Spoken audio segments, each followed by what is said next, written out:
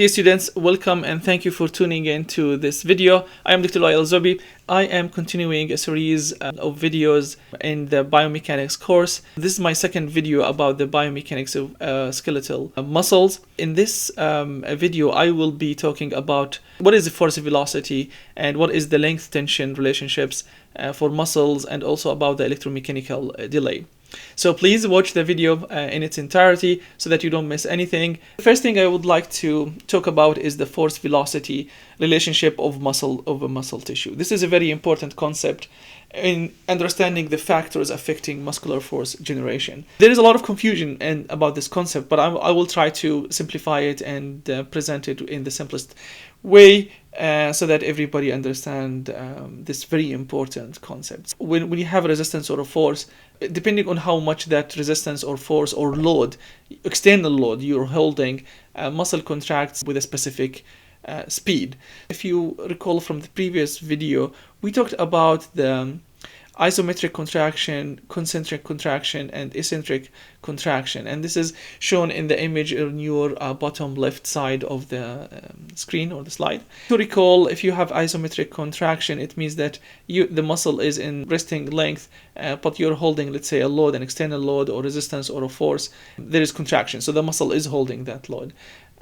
Concentric, it is the generation of force when we have shortening in the muscle, and eccentric is also the generation of force when we have elongation or lengthening of the muscle. I would like to be specific now when I mean what do I mean by force and resistance. I would like to make sure that this is related to external forces.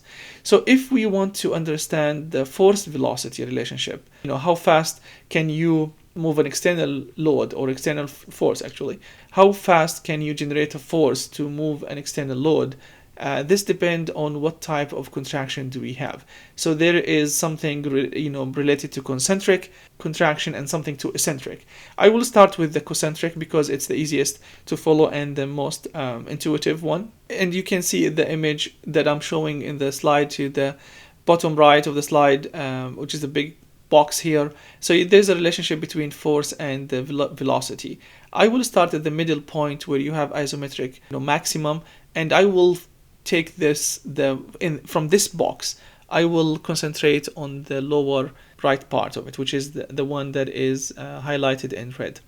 Usually people create this force velocity chart, which is very, as an engineer, we would like to look at numbers and to quantify things. And when we create a chart, we would like to have it containing as much information as possible so that we can, it can be representative and easy to follow. So I will focus on that. Don't be intimidated that you have this big chart. Let's focus on the red box at the bottom right corner. So if you are, let's say, lifting a weight, in the red box, if you have almost high load, external load to hold, which is this point here, if you have large load to hold, your velocity, this is the shortening velocity, so the velocity will be very low, right? Because you are trying to hold a large load. Now, as you reduce the load size, your velocity increases. So if this is 0 point, this is going down with the load that we are trying to hold or trying to move. As the load goes down, the velocity that we can move it with increases, and that's something that this is intuitive. This is part of what we usually know how to do. I hope this is helpful. Again, keep in mind, your velocity will increase in the shortening velocity when you do concentric, when you're trying to, let's say, do flexion, and you are holding a dumbbell. Sorry, this is this part.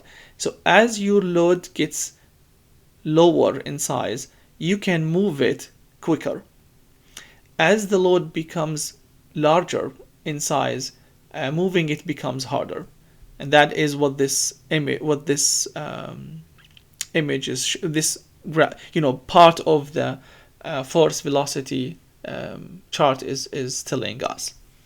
Now, if you want to go to the eccentric, now go back. to just summarize what I mentioned in the first slide about the force velocity.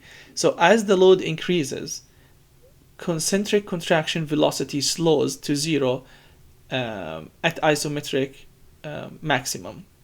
So as the load increases, this is the load. So look at this is load and that's velocity. Look at only this part of the graph.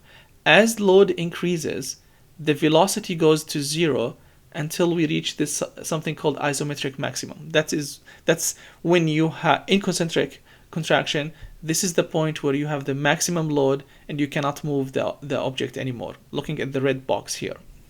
Now, in the eccentric part of this chart, as the load increases, this is how the load increases.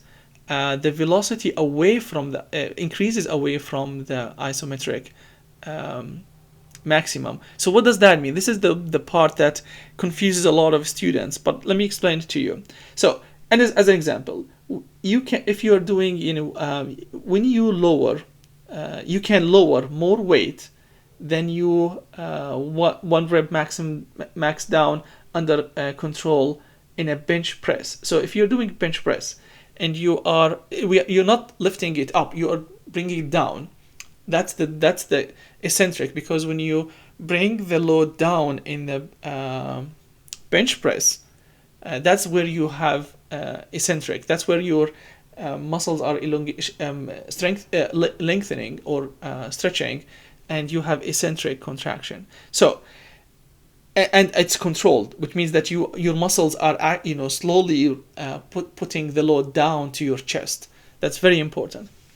So, but you cannot press it back if it's very, very large. So, and you can. That's what we mean by controlled. You can't press it back. So, you're holding the load. It's going down to your chest in a controlled way. This is what we mean. This is what eccentric. Now, if the load that you're pulling back, that you are holding and going back with it to your chest, as we increase that load, things will go down to your chest quicker, faster. And that's what is meant here. As you are holding larger loads, the eccentric, it goes quicker, going down to your chest. The more weight lifted eccentrically, the harder and harder it is to be controlled, and it needs to fall down quicker to your chest.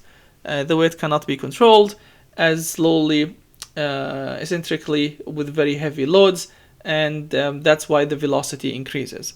And this is what we mean. What is the force velocity chart is all about.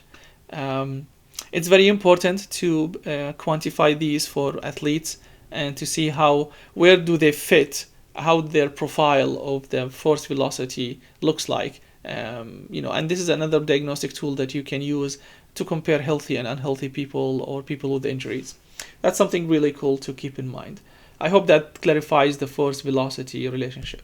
The other thing that I would like to talk about in this video also is the length tension relationship of the sarcomeres. And this is another chart that as an engineer we will need to understand and try to create for different people. But it's a lot of work. But let's talk about what it is and what does the data means. So the total tension present in a stretched muscle is the sum of two things. We have something called active tension and there's something called passive tension. The active tension is provided by the muscle fibers and the sarcomeres when they contract, shorten, get in with the myosin and actin filaments, get shortened, and moving together. That's called the active tension. And we have something called passive tension, which is provided by the tendons and the muscle membrane. And in the previous lecture, I mentioned that when we try to model a biological entity using mechanical component, we have for the muscle, we can model the muscle by, if you look at the chart, the top right chart, the one with the zigzag and the contractile component. So the contractile component is the sarcomeres, and then you have the parallel elastic component, which is the membrane of the muscle fiber, which is a muscle cell. And then you have the series elastic component, which comes from the tendons. So you have active tension and you have passive tension. Now, if you look at the sarcomere, and that is the image on the right, top right, in the right side of the screen, but it's the top left of it, which is this one here. So if you look at the sarcomere, so what's happening usually in the tension, when the sarcomere length is between 80 to 100, which is percent, then the sarcomeres can create the maximum tension possible. Because if you recall the myosin filaments and the actin filaments, the relationship between them is that we have myosin heads, and those myosin heads get attached to the actin filament and the actin fibers. And if you have all the myosin heads contacting the actin fiber, it means that the contraction is the maximum, because you can pull the actin filaments with all the heads, which means all the power that the myosin filaments has. If the sarcomere length is below this 80 and it's above 110, then the tension goes down. So the ability for that contraction to take place and the myosin to move the actin filaments goes down. So your sweet spot is between 100 and 110. That's if it's only the active, the contractile component. Now, keep in mind that if you are trying to lengthen, if the sarcomeres are elongated more, which means that the heads are out of the range of the contact of the range that can touches the actin filaments, then you have the passive tension building, which is a result of the tendons and the muscle membrane, and that's this one here. So if you added the active tension and if you added the passive tension together, you will get this S-shape profile of the tension length elongation or length tension relationship of the sarcomere. That's a very important concept. I hope that is clear and that you can follow what does that mean. So keep in mind that all of this is related to a sarcomere, and the sarcomere, and the sarcomere is the functionality of it depends on the myosin and actin. The myosin heads are the ones that dictate how this relationship is working. So if you have very shortened sarcomeres, it means that you have all the heads and some of them are outside the range. The myosin heads cannot move the actin filaments. And if you also, the same time, you stretch it all the way apart, the number of heads that contacting the myosin heads that are contacting the actin are very small, and it cannot create tension. And we have two components, active and passive, and the addition of these two creates this S-shape length tension relationship. I hope that's clear, and if you have any question, please leave them in the comments or comment them, and I'll be more than happy to answer them. The other thing that I would like to talk about also in this video about the factors that affect muscle force generation. Keep in mind that I'm still talking about these factors that affecting the muscular force generation. And so far we talked about the force velocity, we talked about the length tension, and then I would like to talk about the stretch shortening cycle. So it's eccentric contraction in which the muscle is actively stretched, then followed immediately by a concentric contraction. And let's say, for example, this jump here, if you look at the image to your right, so you have at the starting of the activity 1, and then 2, you stretching your thigh muscles, and then when you jump, you are shortening them quickly. So this combination of eccentric and concentric contraction is one of the most common type of muscle actions during locomotion. It is believed also to enhance performance. And one of the things that people usually do is something called drop jump. Is typically used to assess athletes' ability to utilize the stretch shortening cycle. And people measure a lot of different components. So we have something called reactive strength index, which is the flight time divided by the contact time when you do this drop jump. And also you can measure impulse, which is the force multiplied by time. So it's a good way to look at the force generated in such motor tasks and how can you quantify it as an engineer. I think the final topic that I would like to talk about today in this video about the factors affecting muscle force generation is the electromechanical delay. So what is that? From its definition, it's the time between the arrival of a neural stimulus to a muscle and tendon and then the time between the stimulus of the stimulation of the muscle and the tension developed by the muscle on an external object.